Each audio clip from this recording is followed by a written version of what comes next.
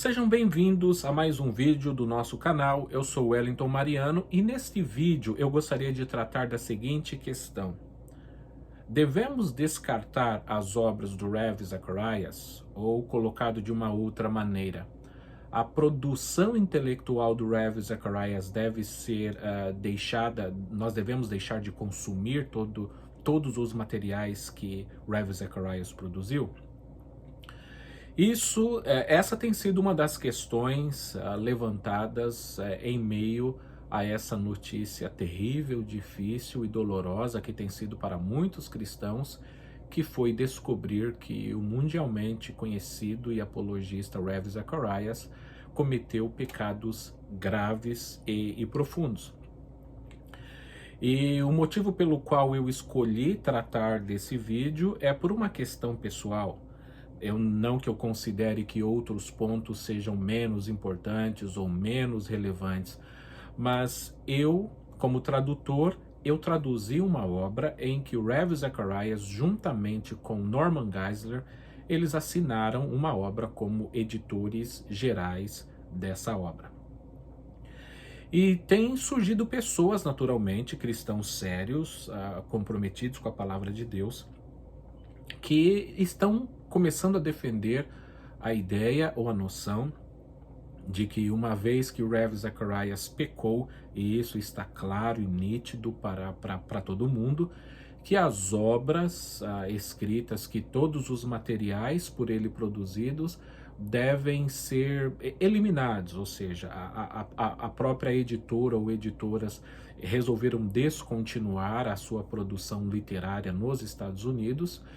E isso naturalmente vai começar uma série de discussões do qual esse vídeo faz parte. Ao passo que eu respeito todos esses cristãos que têm uma visão diferente da minha, eu quero deixar claro, mesmo a partir do início desse vídeo, que eu defendo a posição de que as obras, os vídeos, os materiais escritos que foram produzidos pelo Ravi Zacharias ainda tem uma utilidade para nós cristãos. Com isso eu não estou querendo dizer que eu sou conivente com a postura que ele teve, ou que eu concorde, ou que eu seja conivente com o pecado. Nada disso. Eu vou apresentar 3 motivos, e esses motivos não são exaustivos, isto é, não são uma lista de todos os argumentos que eu poderia apresentar, mas que eu acredito que possam apresentar o cerne do que eu defendo. E naturalmente estou fazendo isso de uma maneira gentil e educada, respeitando aqueles que possam pensar diferente de mim. O primeiro ponto que eu gostaria de salientar, ele é um ponto que vem da própria área da apologética, isto é, da defesa cristã, da defesa da fé cristã. Nós sabemos que um argumento, se ele for válido e verdadeiro, ele é válido e verdadeiro independente de quem apresenta ou quem avança tal argumento. Nesse sentido, quando uma pessoa diz que 5 mais 5 é igual a 10, essa pessoa está apresentando uma verdade. E dessa coisa, do 5 mais 5 ser igual a 10, ser apresentado por um ladrão, por um estuprador, por um assassino, não diminui o fato de que aquilo que o ladrão, o assassino ou o estuprador disse possa ser verdade. Há uma separação nesse sentido entre quem apresenta o argumento e o próprio argumento em si. Então, nesse sentido, nós devemos olhar que enquanto a vida do Ravi Zacharias não estava de acordo com aquilo que ele pregava e ele ensinava, muitos dos argumentos que ele apresentou eram e são verdadeiros, independentes da prática ou da vida que ele levou ou que ele levava. Então, nesse sentido, os argumentos verdadeiros, toda a verdade apresentada pelo Ravi Zacharias em sua imensa produção intelectual, não deve ser equiparado com a sua vida, ou seja, os argumentos apresentados pelo Ravi Zacharias não deixam de ser verdadeiros só porque ele não estava vivendo de acordo com o que a Bíblia pede para que nós façamos. Com isso, eu não estou minimizando e dizendo, nós devemos olhar apenas para o argumento. O ideal, o cenário ideal que todos nós esperamos é que tanto a pessoa que apresenta, que avança o argumento, procure imitar a Cristo, pois a Bíblia diz e deixa claro que nós devemos todos buscar a santidade sem a qual ninguém verá a Deus. Mas nesse sentido, nós devemos separar os escritos do escritor, o argumento da pessoa que está apresentando o argumento. O argumento não deixa de ser verdadeiro porque a pessoa tem uma conduta, um comportamento errado ou equivocado. O meu segundo argumento, ele é um argumento extraído da história da igreja. No início da igreja primitiva, a igreja passou por uma perseguição imperial, ou seja, a igreja passou a ser ameaçada e passou a sofrer represálias e passou até mesmo a pagar, alguns cristãos passaram a pagar com sua própria vida nessa perseguição imperial, do Estado, do governo, por assim dizer. E o império forçava com que cristãos entregassem Bíblias, com que também entregassem ou destruíssem objetos sacros e que até mesmo entregassem irmãos ou irmãs em Cristo. E naturalmente que alguns sucumbiram a essas ameaças e a essas perseguições, ao passo que outros foram mais fortes e não sucumbiram a isso.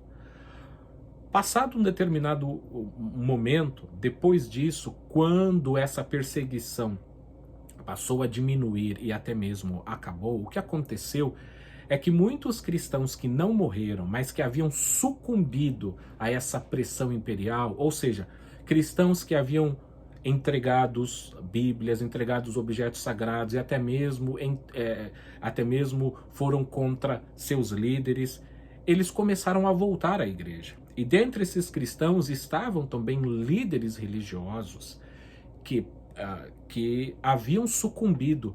E quando esses cristãos, e especialmente os líderes religiosos, voltaram à igreja, então começa uma discussão sobre o seguinte ponto. Aquele pastor, aquele padre, aquele bispo que pecou, que naturalmente errou, a questão é, os sacramentos que foram oficializados por aquela pessoa, eles são válidos, uma vez que aquele homem ou aquela pessoa não estava ou está vivendo de acordo com o que a Bíblia ensina, de acordo também com a tradição da igreja. E aí surgem basicamente dois grupos, e um desses grupos defende que, uma vez que o oficiante ele não está com a sua vida de acordo com a Bíblia, de acordo com aquilo que a tradição da igreja também ensina, que naturalmente tudo que foi oficializado por ele deve ser considerado nulo. Portanto, casamentos realizados por aquele líder, ou sacramentos, outros como batismo, também realizados por aquele líder, devem ser anulados. E que naturalmente aquela pessoa deve ser rebatizada, ou aquela pessoa que teve o casamento realizado por um desses líderes que sucumbiu, que errou, que pecou e que agora voltou à igreja, que ele deve casar novamente com um oficiante, com uma pessoa agora que tem a sua vida no altar. Mas um segundo grupo, ele defendeu a ideia e a noção de que ainda que o oficiante possa não estar com uma vida de acordo, que ele viva em pecados ou em graves erros, que nós devemos fazer uma separação do oficiante e do sacramento e das coisas oficializadas, realizadas por ele ou por ela. E que Deus atua e realiza, visita, abençoa as pessoas, independente de quem está na frente, de quem é o líder. Ou seja, apesar de nós, apesar dos nossos erros, Deus ainda abençoa aquele batismo, Deus ainda abençoa aquele casamento, Deus ainda abençoa aquela ceia, ainda que o oficiante não tenha uma vida no altar. Mais uma vez, Com isso, não estou dizendo que estamos abrindo aqui margem para dizer o oficiante não deve procurar viver em santidade. Não é esse o argumento, e mais uma vez eu reitero. Mas o que eu quero deixar claro é que o Concílio de Trento decidiu por essa visão de que os sacramentos não são anulados em razão do erro, de uma falta ou de uma má conduta da pessoa que oficializa tais sacramentos. E aqui eu gostaria de fazer, portanto, uma analogia, uma comparação no seguinte sentido.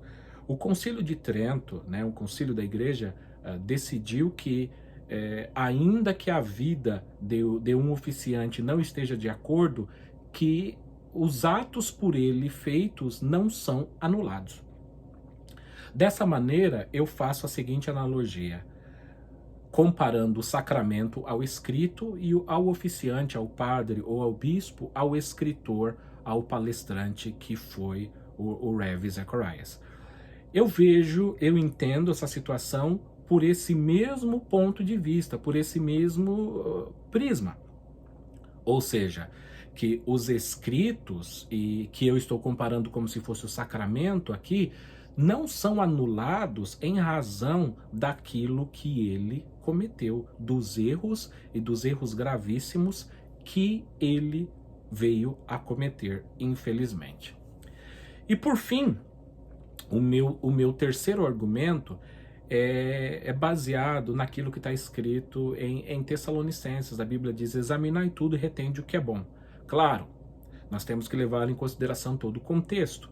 E no contexto em que esse versículo foi citado, ele está falando da igreja, ele está falando de pessoas que estão entregando profecias, né, a palavra de Deus, e que as pessoas devem ouvir tudo o que aquelas pessoas disseram, e elas devem examinar tudo e elas devem reter o que é bom. Como aplicação, eu penso que isso também possa se aplicar ao caso do Ravi Zacharias. Os cristãos, especialmente os maduros, têm como analisar a sua obra e reter aquilo que é bom. Eles podem olhar tudo que foi produzido pelo Ravi Zacharias e reter aquilo que é bom. Eu naturalmente, você naturalmente pode ter uma opinião diferente da minha e até mesmo pode acrescentar aí mais argumentos para a sua defesa. E naturalmente o seu comentário ele é muito bem-vindo aqui, caso você discorde de mim, assim como caso você concorde, mas a minha ideia aqui é contribuir no sentido de que ainda que a situação seja muito difícil, muito complicada, eu não penso que nós temos motivos para destruir ou anular tudo aquilo que foi produzido pelo apologista Ravi Zacharias. Que Deus abençoe a todos vocês e que esse vídeo de alguma maneira possa ter contribuído para o nosso crescimento e o nosso amadurecimento como cristãos.